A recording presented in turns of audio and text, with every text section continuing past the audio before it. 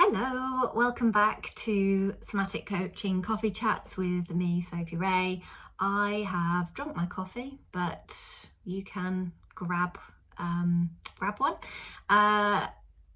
and join me. So I actually just recorded a video on confidence and intuition, and you can watch it by the time that this one goes out. That one will have already gone out. And within that, I talked about setting up a daily practice of connection and learning to listen to your needs. So to help build up your intuition, your inner knowing, and help build up your confidence and the fact that you deserve to feel well, that you deserve to take care of yourself, that you are worthy, and you are enough just as you are. So, you know, that's quite a big thing, and I just want to say that can take time. I think you know, we want these quick fixes, and sometimes they land quite quickly and sometimes they don't. And also, it's not a linear journey. It's, you know, when you do this practice, it's not that all of a sudden everything is great and you love yourself and there's never any self-doubt, and there's never the inner critic goes away, and it's not a fairy tale like that. You just have more resilience to it and more capacity to deal with it. So if you are a woman, or if you have a menstrual cycle, you don't have to be a woman to have a menstrual cycle, but if you have a menstrual cycle, you might be familiar with that, you know, every month, the PMS, this feels a bit rubbish. And there is a natural time in our cycle when the inner critic comes up, and it's our autumn, our inner autumn, so just before menstruation. And yeah, went off on another little tangent there. Where was I going with that? And you know, so yeah, we can't stop the inner critic from happening, and it's not, you know, and we don't want to. The inner critic isn't an enemy. The inner critic is our friend. It's part of our family. They might feel like the enemy a lot of the time, and you know, they say mean things, but it's out of love and it's out of protection. They want to protect you. If we can flip that narrative and that understanding of our inner parts and how they're worried, they're scared, they just want to, you know, make sure that we're not going to get cut off from the pack, or, you know, so to speak. They want us to, yeah, they just want everything to be safe and everything to be regular. And you know, this is why we fear change, I think, because yeah, taking yourself, when you step out of your comfort zone, it rocks the boat. So I just want to say, following on from that video, that when you are doing this practice, if you have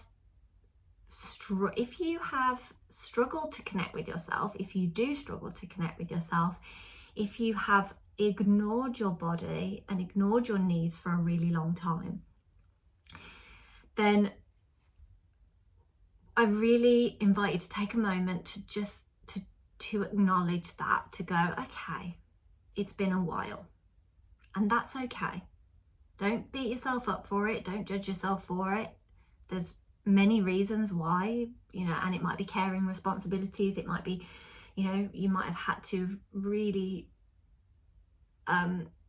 actually, you know, we do abandon ourselves when we have to take care of other people, and sometimes that is really, really needed.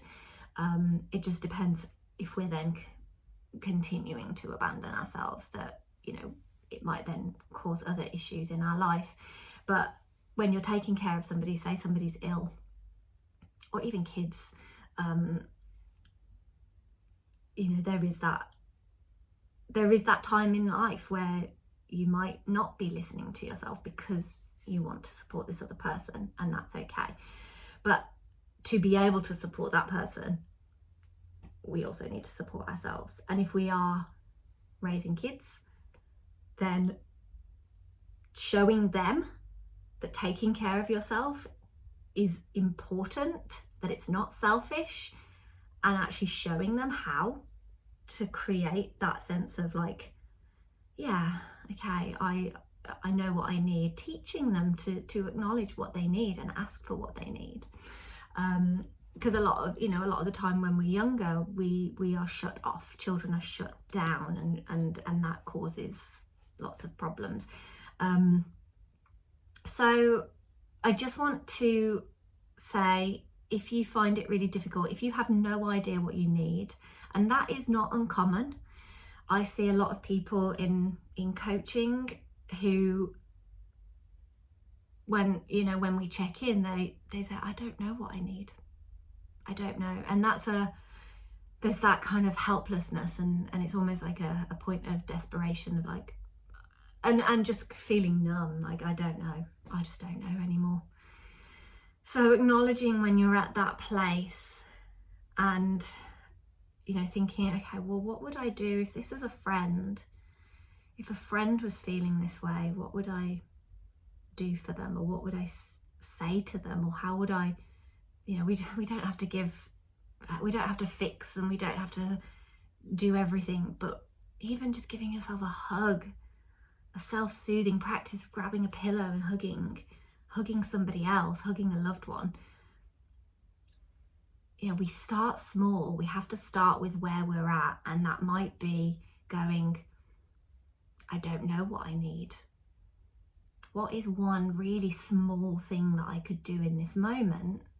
And I think I mentioned it in the last video of like having a drink of water, making yourself a snack, eating some nourishing food, and just making sure that you're hydrated, or going for a walk or a sit down. Doing something where you can slow down and pause, and allow yourself that time for connection, even if you feel disconnected, because that's going to be there for a little bit. That disconnection is going to feel quite strong, and it's, we're trying to just slowly, almost like thinking about like knitting it together, knitting ourselves back together, or you can think of your own, what's the word? I've forgotten the word. Anyway, you know what I mean. Yeah, how can we create that little bit of connection? And it might be thinking, okay, what did I used to do? What did I like to do? What would feel really nurturing for me right now? And again, that can feel really difficult if we are so used to not taking care of ourselves, if we're used to supporting others. So just really, start where you're at, acknowledge if it's difficult to acknowledge what you need. What is one small thing that you could do? Make sure your basic needs are met. Those basic needs of like warmth, making sure that you feel warm if you're chilly, or that you're not too hot. That can feel, I'm quite hot in this jumper now and I feel quite agitated. Your environment, does your environment feel safe? Do you need to leave and go for a walk? Can you do that? Do you need somebody else, like a friend who isn't going to try and fix everything for you, who can just listen or be there with you? Can you eat something that will nurture you? Drink some water, maybe have a rest, a sleep, a nap. Even if you can't do that, if you're at work or whatever, take a moment to close your eyes and sit back in your chair and let your body feel supported by whatever is underneath you. Even that small act of being held, being grounded, being supported by what's under you, and allowing your body to release just a little bit more than it was, can be very beneficial. I really hope that this helps. Let me know in the comments, ask any questions if you've got them. If there's anything that you'd like to see or, you know, hear my perspective on, then let me know. And wishing you a gentle day. Take care, everyone. Goodbye.